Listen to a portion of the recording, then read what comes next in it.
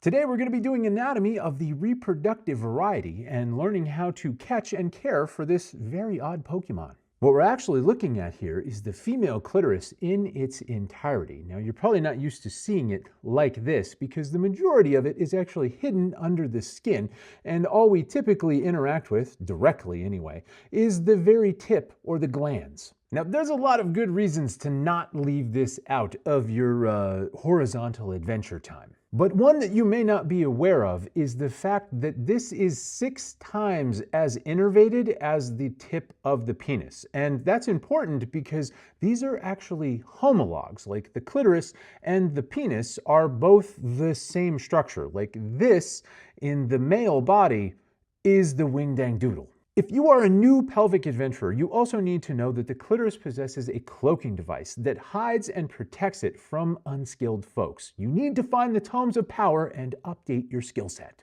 Not to worry, I'm not going to leave you empty-handed. Here, you can hold my pickle. Seriously though, when it comes to this piece of anatomy, you cannot just dive in. It takes some time to get all of the systems online.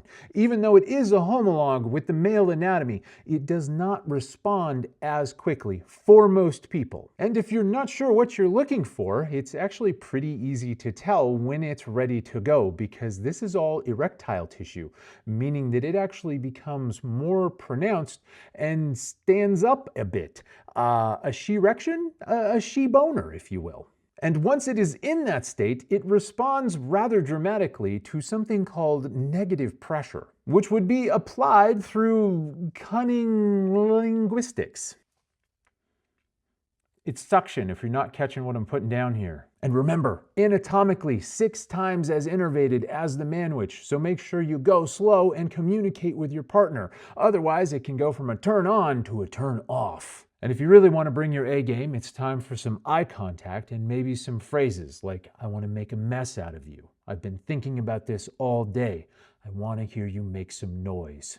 That last bit isn't anatomy related, but it is a way to identify a praise kink. I try to be a purveyor of all types of knowledge. Thanks for learning with me. You did a really good job.